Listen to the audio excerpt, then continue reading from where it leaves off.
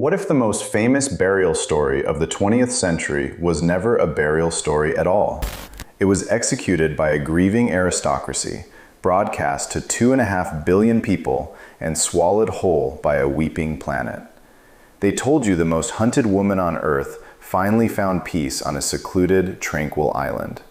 They sold you the image of a fairy tale princess resting in a private sanctuary, untouchable by the cameras that hunted her into a concrete pillar in a Paris underpass. But the official narrative of Princess Diana's final resting place is a spectacularly constructed, highly profitable fabrication. Before we rip the mask off this multi-million-dollar deception and expose exactly where Diana's body is actually hidden, you need to hit that subscribe button to Crown Watch right now. We don't peddle palace PR, we shatter it. Lock in, because this alleged cover-up is going to make your blood boil. Subscribe now. Let's start with a brutal visual contradiction that completely destroys the official story. 5 miles apart in rural Northamptonshire, two locations tell a terrifying story of misdirection. First, you have Althorp House, the sprawling Spencer family estate. In the middle of an ornamental lake sits a small, man-made island holding what the world is told is Diana's grave. You pay your money, you walk the grounds, and you stare at a pristine marble monument. Except if you get close enough, you realize it is not marble at all. It is cheap wood, painted to look like stone. It looks like a discarded Hollywood set piece. There are no locked gates holding back the crowds. There is no heavy alarm system. The supposed grave of the most famous, heavily guarded woman in modern history sits completely exposed in the middle of a commercial tourist trap. Now, drive exactly 5 miles down the road to a tiny, quiet village called Great Brington. Sitting in the shadows is St. Mary the Virgin, a 13th century parish church. For 800 uninterrupted years, this medieval building needed absolutely zero surveillance.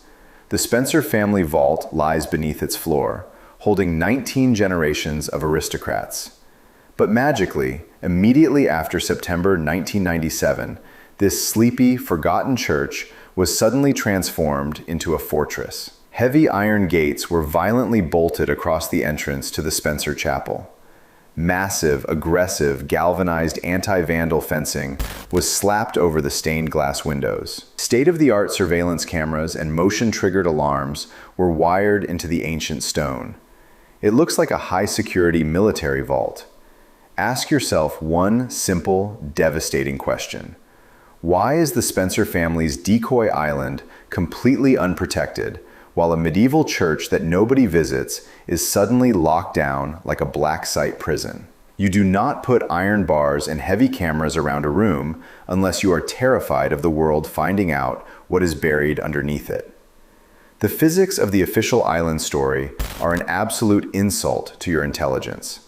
Diana's coffin was lined with solid lead, a royal tradition designed to seal the remains. That casket weighed roughly 700 pounds. This story gets darker. The darkest, most sickening twist in this entire cover-up hinges on absolute greed. To understand why Diana was used as a literal prop, you have to look at the man who hijacked her narrative, her younger brother, Charles Spencer. On September 6, 1997, he stood in Westminster Abbey and delivered the most electrifying eulogy in modern history.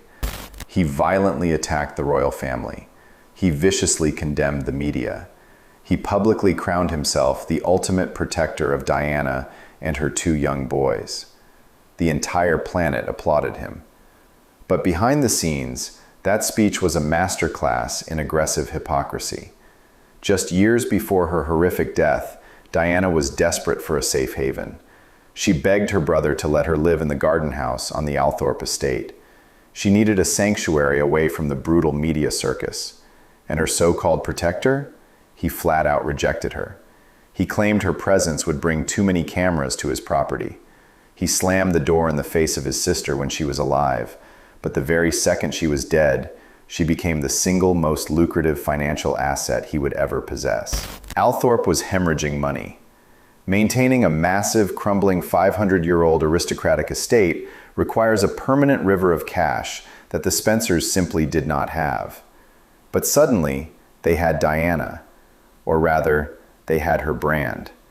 If the public found out Diana was buried in a free public parish church 5 miles away, the tourists would go to the church. The Spencer estate would get absolutely nothing. So, they orchestrated a massive, highly profitable illusion. They locked her actual remains in the church vault and pointed the entire grieving planet toward the fake wooden island on their private land. Within months, Althorp was transformed into a massive cash cow. Paying visitors flooded the gates. For a staggering $30,000 a night, elite guests could actually rent out Diana's childhood bedroom. The woman who spent her entire life begging for privacy was aggressively monetized by the exact same brother who refused to give her a safe home. The local villagers of Great Brinkton have known the sick truth for almost 3 decades. While the world watched a hearse drive onto the Althorp Estate and the heavy gates slam shut on the television cameras, a massive, silent operation was happening under the cover of darkness. In the dead of night, following the funeral, local residents reported seeing military vehicles sealing off the roads around the tiny village.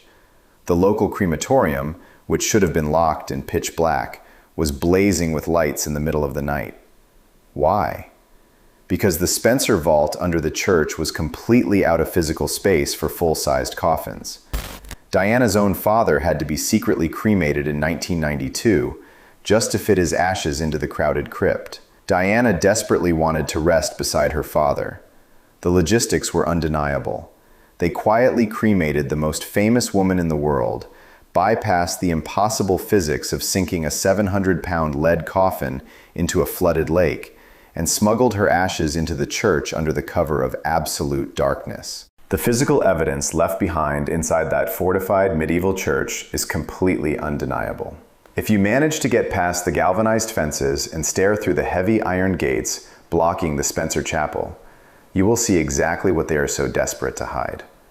Beneath a massive stained glass window, sitting entirely apart from the ancient, weathered stonework, is a highly distinct, rectangular section of the floor. It is completely unmarked. It has no name, no date, and no epitaph.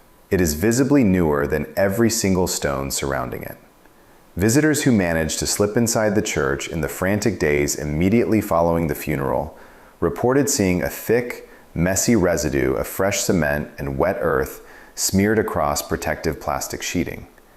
It was the exact, undeniable footprint of a medieval vault being violently ripped open, hastily filled with something incredibly precious, and rapidly sealed shut under intense, panicked time pressure. The cover-up is so meticulously enforced that even the church staff are legally terrified to tell the truth. One visitor approached a verger on duty inside St. Mary's and asked the ultimate question: "Is Diana buried on the island?" The staff member did not say yes. She did not say Diana was resting in the lake. Looking incredibly uncomfortable, the verger carefully and deliberately replied, "We say she is buried on the island. That is not a confirmation. That is the haunting, calculated language of a captive employee reciting a legally mandated script to avoid the moral sin of telling a direct lie. It is an institution managing a massive, explosive secret that would instantly collapse a multi-million-dollar tourist empire if it ever officially leaked out to the public." For nearly 30 years, the Spencer family has maintained a chilling, absolute silence. They have never addressed the impossible hydrology of the sinking island. They have never explained why a quarter-ton lead coffin didn't crush a flimsy wooden bridge. They have completely ignored the countless independent eyewitnesses in the village who saw the midnight crematorium lights and the military lockdown. And they have absolutely refused to explain why they rigged a forgotten 13th century church with aggressive motion sensors and security cameras the exact same week Diana died. Families with nothing to hide do not turn rural chapels into maximum security bunkers. But the brutal reality is that silence is wildly profitable. Every single summer, the gates of Althorp swing open and thousands of paying tourists blindly hand over their cash. They walk the beautifully manicured grounds, they stand at the edge of that shallow lake, and they openly weep while staring at a piece of painted wood sitting in a historic dog cemetery. They are mourning a ghost, entirely unaware that the actual remains of the most iconic woman of the 20th century are locked in a dark, concrete box 5 miles away, guarded by heavy iron bars and surveillance cameras. Elites didn't just strip her of her peace in life. Her own bloodline weaponized her remains in death. The final question is simple. What is really inside that guarded vault today?